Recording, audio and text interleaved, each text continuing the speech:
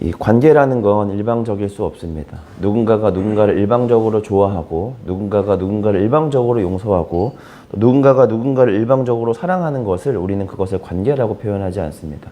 관계는 때로는 사랑하기도 하고 사랑받기도 하면서 사물과 사람 사이에 연결되어 있는 이 연결고리를 우리가 설명할 때 이 관계라는 걸 설명합니다. 가장 건강한 관계는 일방적으로 주는 사람과 받는 사람만 있는 게 아니라 때로는 주는 자 입장이 되기도 하고 때로는 받는 자 입장이 되어야만 비로소 이 양측 간의 관계가 건강하다, 우리는 그렇게 볼 수 있습니다. 사람과 사람 사이의 관계도 이런 것처럼 하나님과 인간의 관계도 마찬가지입니다. 우리가 하나님께 드릴 수 있는 것이 사실은 많지 않으나, 그러나 우리가 늘 하나님께 받기만 하기보다 우리가 하나님께 무언가를 받았다면 이제는 우리가 하나님께 올려드릴 수 있는 것이 무엇인가를 고민하고 하나님이 기뻐하실 만한 것들을 올려드릴 수 있는 성숙한 태도가 우리 가운데 있어야만 하나님과 우리 사이의 관계를 좀 건강하게 이어갈 수 있게 됩니다. 그런데 오늘 우리가 이 에스겔의 말씀을 우리가 쭉 살펴보는 이 이스라엘 백성들과 하나님의 관계를 보면 이스라엘 백성들은 하나님이 베푸시는 복과 은혜를 충분하게 누리면서도 그들이 해야 하는 책임을 다하지 못하고 하나님이 기뻐하실 만한 것들을 드리지 못하는 좀 일방적인 관계 속에 놓여 있습니다. 그 일방적인 관계가 정말 오랜 시간 동안 지속되기 때문에 결국 이 병든 관계가 유지될 수밖에 없고, 결국 하나님께서는 이 에스겔을 통해서 이 병든 관계를 다시금 뒤흔들어 회복하고자 합니다.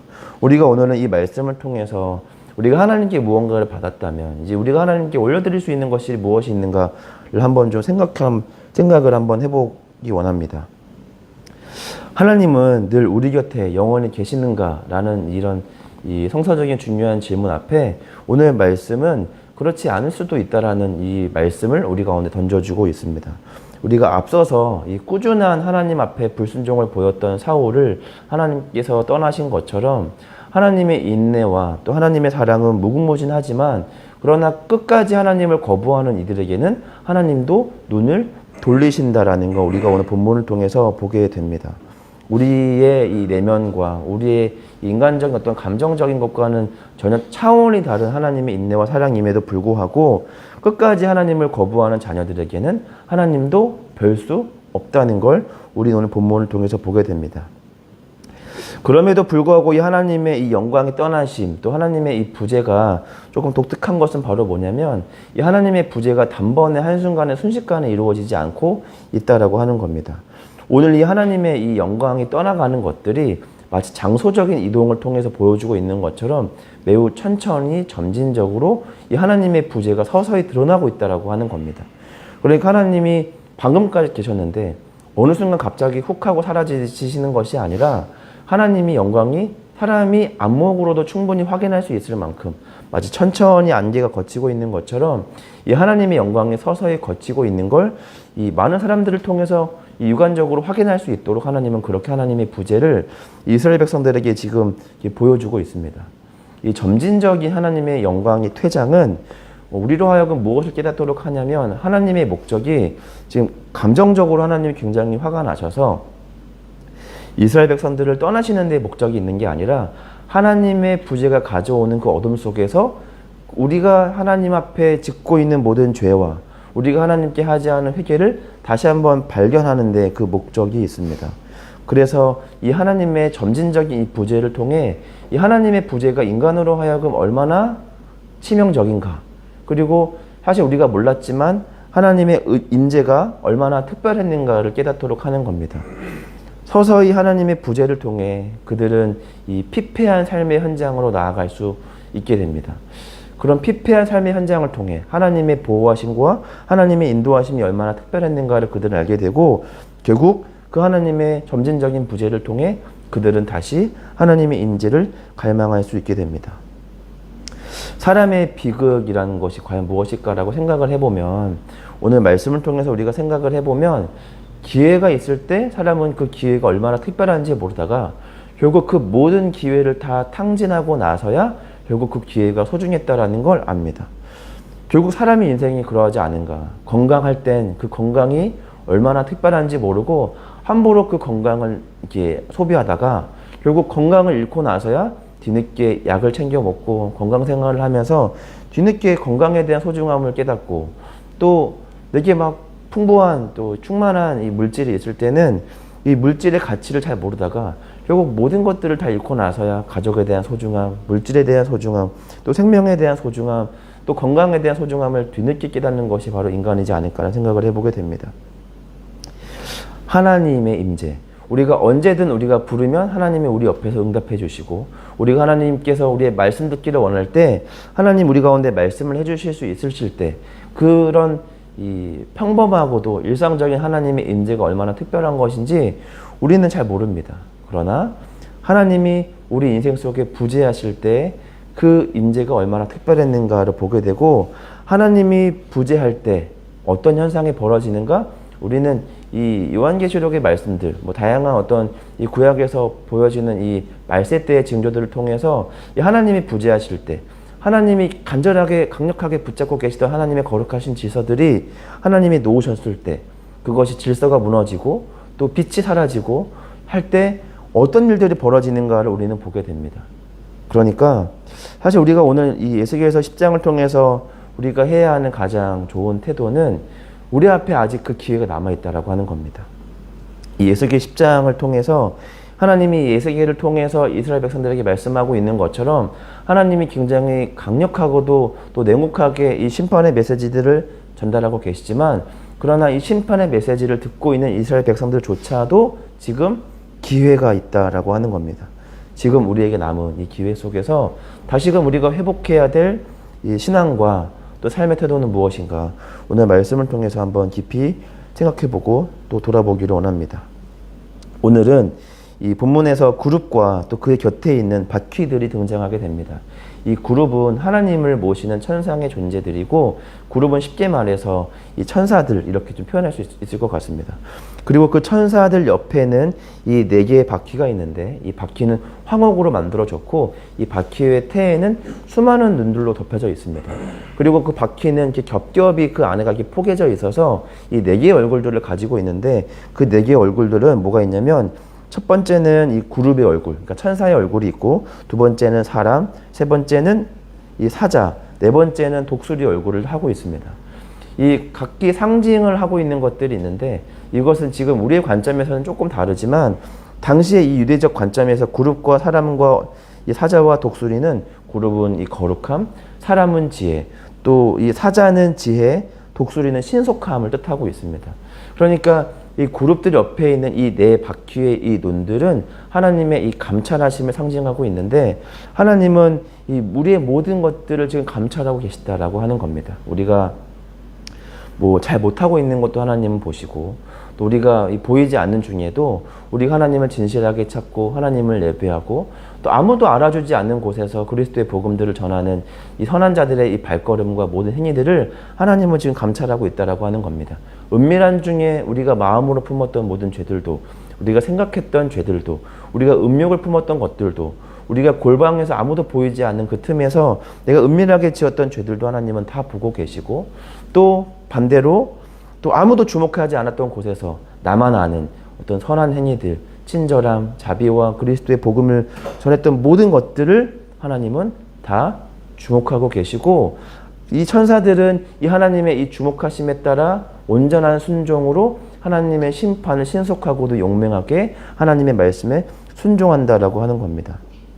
특별히 오늘 이 에스겔 10장을 통해서 하나님이 이 그룹과 이 바퀴들을 이 에스겔에게 보여주고 있는 것은 바로 뭐냐면, 이 천상의 존재들, 이 천사들도 특별한 지성을 가지고 있지만 그들 모두 하나님 말씀 앞에 순종하고 있다는 걸 보여줌으로 인해서 인간이 갖고 있는 이 불순종을 대비하여 우리 가운데 보여주고 있습니다.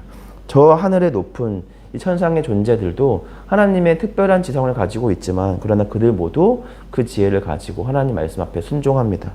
그러나 이 땅에 사는 인간들은 자신이 갖고 있는 나름의 생각과 판단들을 가지고 하나님의 말씀 앞에 불순종하는 모습들을 우리는 보게 됩니다. 지금 날씨가 참 많이 덥습니다. 날씨가 너무 더운데 우리는 압니다. 이 더위가 영원하지 않고, 이 더위가 끝을 향해 도달하게 되면 결국 이 무더웠던 날씨는 꺾이게 되고, 결국 우리를 선선하게 하는 가을이 찾아오고 겨울이 돌아오게 된다는 걸 우리는 보게 됩니다. 우리는 저마다의 날씨와 기후 현상들을 통해서 우리 나름대로 저마다의 필요한 준비들을 합니다. 날씨가 너무 더우면 에어컨을 대비하고, 또 너무 이제 추워지기 시작하면 사실 보일러를 점검하고, 또 이 난방 기구들을 다시 한번 닦고 조이고 또 기름칠도 하면서 다시금 준비를 하게 됩니다. 오늘 이 하나님의 점진적인 부재를 통해 우리가 해야 되는 것은 바로 뭐냐면, 이제 우리가 이 점진적인 부재가 다시 점진적인 하나님의 거룩한 임재로 가져오기 위해 우리가 꺼내 들어야 하는 것이 바로 뭐냐? 바로 순종이라고 하는 겁니다. 오늘 이 그룹들도 하나님 말씀 앞에 순종하는 모습들을 보게 됩니다. 우리가 추우면 에어컨을 꺼내는 것처럼 이 하나님의 점진적인 부재를 통해서 다시금 우리가 이 꺼내 들어야 하는 것이 바로 뭐냐면 바로 순종이라고 하는 겁니다. 우리가 이 하나님 말씀 앞에 얼마나 잘 순종하고 있는가, 또 이 말씀을 얼마나 가치 있고 준엄하게 여기고 있는가, 다시 한번 우리가 이 말씀을 통해서 한번 깊이 생각해 보기를 원합니다. 오늘 본문의 18절과 19절의 말씀을 보면 이 성전에서 점점 이 동문으로 하나님의 이 영광이 이동을 하게 됩니다. 점점 하나님의 영광이 빠져나가는 것을 우리가 보게 됩니다. 여호와의 영광이 성전 문지방을 떠나서 그룹들 위에 머무르니 그룹들이 날개를 들고 성전 동쪽 문에 머물고 이스라엘 하나님의 영광이 그 위에 덮였더라, 이렇게 되어 있습니다. 결국 우리가 보게 되는 것은 이 하나님의 거룩한 영광이 성전을 중심으로 인해서 점점 성전 문지방 그리고 동문으로 점점 멀어지는 걸 우리는 보게 됩니다. 그럼 특별히 우리는 이 성전에서 성전에는 여러 문들이 있는데 그 수많은 문들 중에서도 왜 하필 이 동문으로 이 하나님의 영광이 그렇게 이동하게 되는 것일까, 우리는 좀 궁금하게 됩니다. 이 구약 성경에서 이 동문은 동쪽은 여러 가지 특별한 의미들을 가지고 있는데, 뭐 창세기에서는 이 에덴 동산이 동쪽에 있었고, 또 에스겔서 43장과 44장의 말씀을 보면 이 주의 영광과 이 메시아가 성전 어디로 들어오냐면 이 동쪽과 동문으로 들어오게 된다라고 하는 겁니다.